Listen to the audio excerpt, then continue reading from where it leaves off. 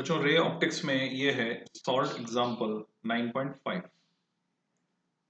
Question based refraction पर refraction की वजह से हमें जो है सूरज की रोशनी 4 मिनट ज्यादा मिलती है।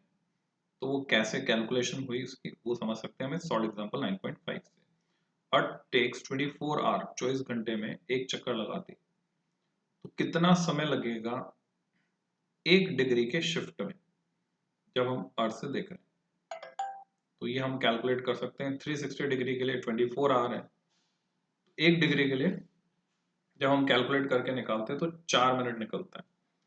तो वास्तव में आधा डिग्री का डिफरेंस आता है सूर्योदय के वक्त, सनराइज जब होता है, और आधा डिग्री का डिफरेंस आता है सनसेट जब होता है। और उस आधा डिग्री की वजह से 2 मिनट का अंतर सुबह और 2 मिनट का अंतर शाम को पड़ता है, यानी ज्यादा रोशनी मिलती है, कुल मिला के 4 मिनट।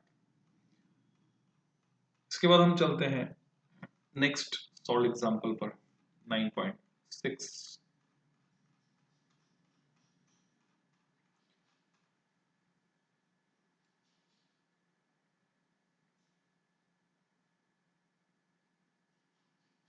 ये सब कंटेंट जो है 9.6 के पहले आ रहे हैं।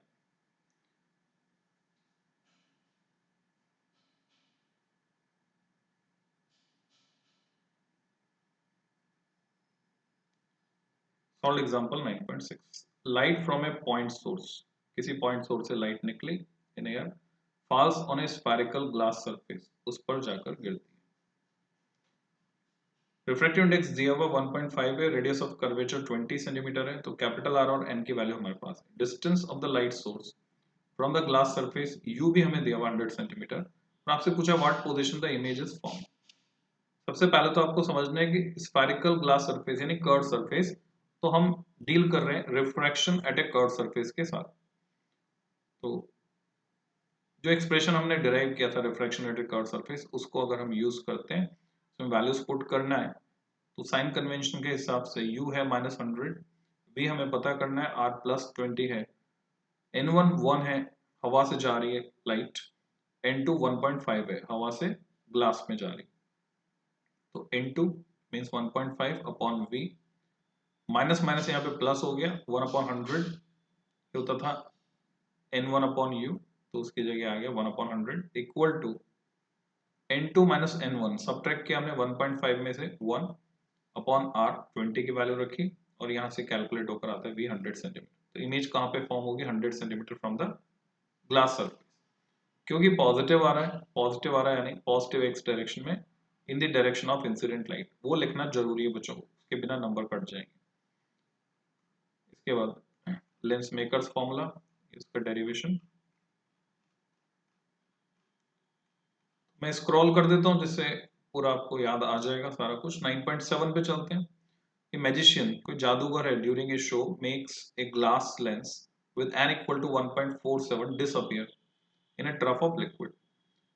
तो उसके पास एक कांच का लेंस है जो जब वो डुबो देता है किसी लिक्विड के भरे टब में, तो दिखाई देना बंद हो जाता है। तो आपसे सीधे सीधे पूछा what is the refractive index of the liquid. Could the liquid be water, क्या वो लिक्विड पानी हो सकता है? निश्चित रूप से रिफ्रैक्टिव इंडेक्स अगर सेम होगा 1.47 या इसके आसपास, तभी डिसअपियर हो सकता है, अदरवाइज नहीं हो सकता। और पानी, वाटर का रिफ्रैक्टिव इंडेक्स हम जानते हैं 1.33 है, तो ये पानी नहीं हो सकता। तो refractive index of the liquid must be equal to 1.47 in order to make the lens disappear. तो इसको हम समझ सकते हैं, लेंस मेकर्स फॉर्मूले से भी समझ सकते हैं। वो डिसअपियर तब होगा जब ना तो वो कन्वर्ज करे ना तो वो डाइवर्ज करे, तो डिसअपियर हो जाएगा। तो ये सिचुएशन है। इसी कंसेप्ट पर बेस्ड एक फिल्म बनी हॉलो मैन, जो कि एक बोलते हैं विज्ञान गल्प फिक्शन है, फिक्शन स्टोरी। तो इनविजिबल होने का कंसेप्ट जो है हमेशा से हमें बहुत ही अट्रैक्ट करता रहा है। तो अगर कोई इनविजिबल होना चाहता है तो उसे दिखाई नहीं दे पाएगा, क्योंकि देखने के लिए भाई इनविजिबल होने के लिए जरूरी है कि रिफ्रैक्टिव इंडेक्स किसके बराबर हो जाए? सराउंडिंग मीडियम के बराबर हो जाए। और सराउंडिंग मीडियम के बराबर रिफ्लेक्टिव इंडेक्स हो गया अगर हमारे ह्यूमन बॉडी का, तो आंख में जो लेंस है वो काम नहीं करेगा, वो कन्वर्ज नहीं कर पाएगा, और कन्वर्ज नहीं कर पाएगा तो हम देख भी नहीं पाएंगे। तो जो इनविजिबल होना चाहता है उसे कुछ दिखाई भी नहीं देगा, दोनों बातें साथ हैं। तो इस पर थोड़ा सा विचार करें, सोचें। एग्जाम्पल 9.8, फोकल लेंथ दी है 0.5 metre for a glass lens. What is the power of the lens? तो पावर और फोकल लेंथ का रिलेशन हम जानते हैं, इसको सीधे सीधे हम कैलकुलेट करेंगे 1/f। एफ अगर हम मीटर में रख रहे हैं तो पावर डायप्टर में मिल रही 2 dioptre. Second part, radius curvature of faces of double convex lens are 10 centimetre and 15 centimetre. R1 R2 की वैल्यूज दी हैं। Its focal length is 12 centimetre, F भी दिया है। What is the refractive index of the glass? n पता करना है हमको। तो यहाँ पे हम वैल्यूज रखेंगे f +12, R1 +10, R2 -15, क्योंकि अपोजिट डायरेक्शन में उसे नापा जाएगा। और लेंस मेकर्स फॉर्मूले में जैसे वैल्यूज रखते हैं तो n की वैल्यू 1.5 हमारे पास आ जाएगी। थर्ड है, convex lens has 20 centimetre focal length in air. हवा में उसकी फोकल लेंथ 20 सेंटीमीटर है। What is focal length in water? पानी में क्या होगी? रिफ्रैक्टिव इंडेक्स दिया हुआ है 1.33 और एयर ग्लास का इंटरफेस का 1.5। तो फिर से हम लेंस मेकर्स फॉर्मूला यूज करेंगे। तो ग्लास लेंस के लिए n2 1.5, n1 1 है, यानी हवा में जब रखा गया है इसको, तो हवा में रखा गया है तो फॉर्मूले में वैल्यूज पुट की हमें ये एक्सप्रेशन मिला। R1 R2 यहाँ पे हमें जरूरत नहीं है। और सेम ग्लास लेंस को जब पानी में रख रहे हैं तो अभी ये समझना है आपको कि n2 1.5 है और n1 1.33 है। तो ऐसे सिचुएशन में फॉर्मूला थोड़ा सा मॉडिफाई हो गया यहाँ पे। तो अकॉर्डिंगली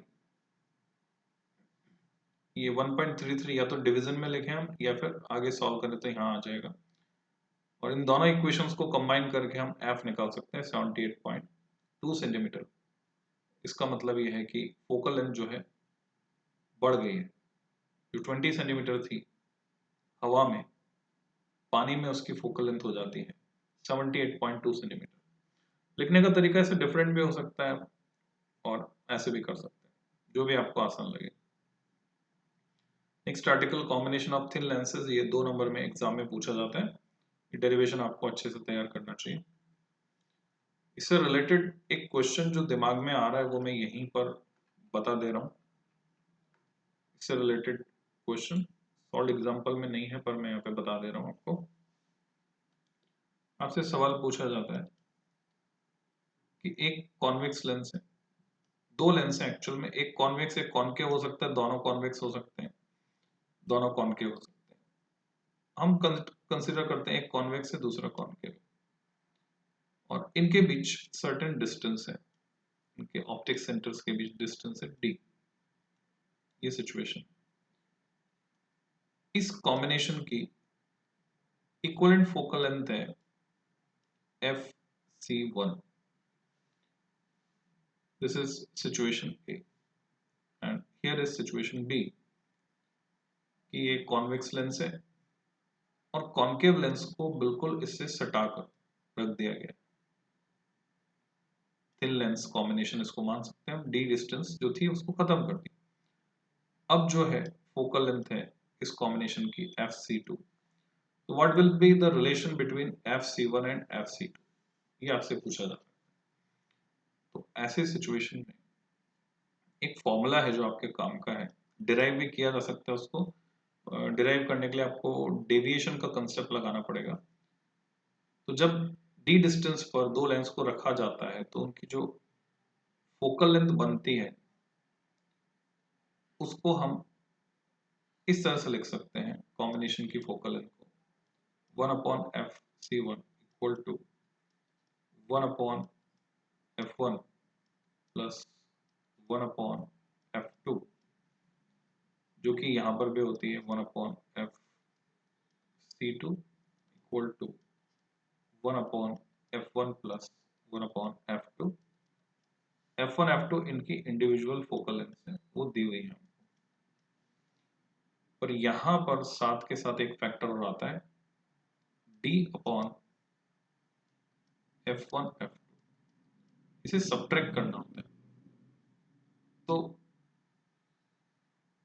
अब हम कंपेयर कर सकते हैं कि FC1 बड़ा होगा या FC2 बड़ा होगा, which one will be greater।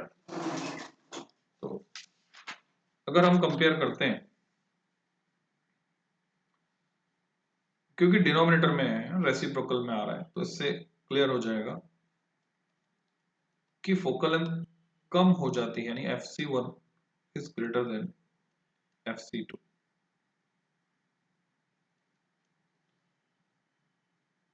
तो यहां से पता है कि मैं अगर इस हिस्से की वैल्यू उठाकर यहाँ पे रख दूं जो कि ये है, तो यहां से पता है हमको कि 1/FC1 छोटा है 1/FC2 से, और इसी का रिजल्ट है कि हमें मिलता है FC1 बड़ा है FC2 से।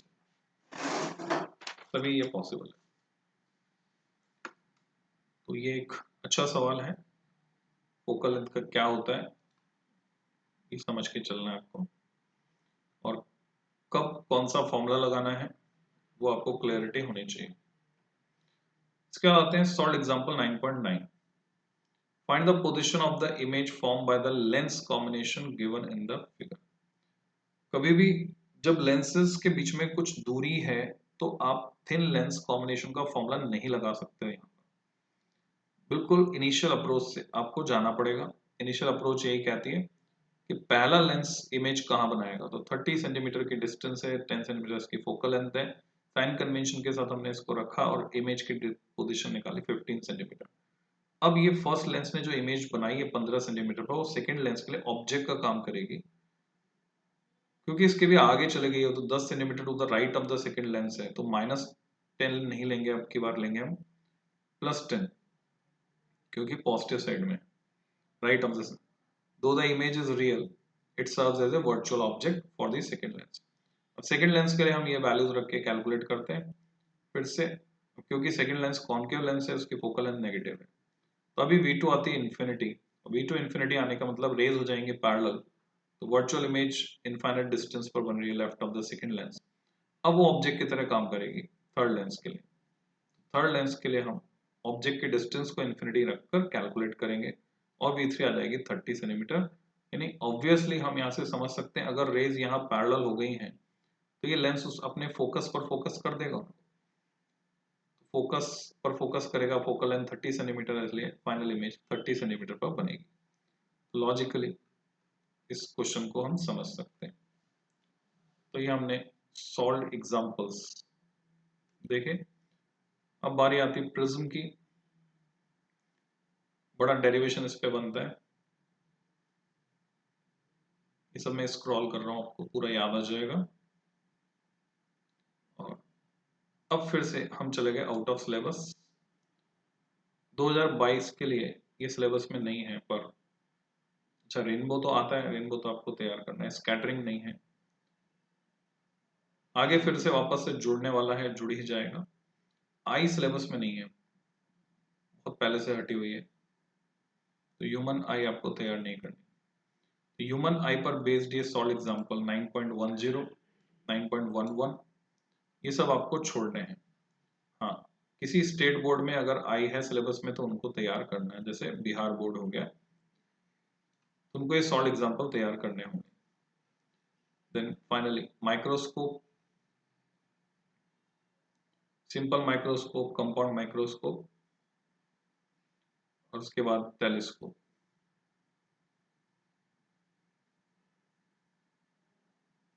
तो और कोई सॉल्व एग्जांपल अभी नहीं दिख रहा है इसमें, और ये चैप्टर हो गया एंड। इस वीडियो में इतना ही, नेक्स्ट वीडियो में हम चलेंगे एक्सरसाइज के क्वेश्चंस पे। Till than happy learning.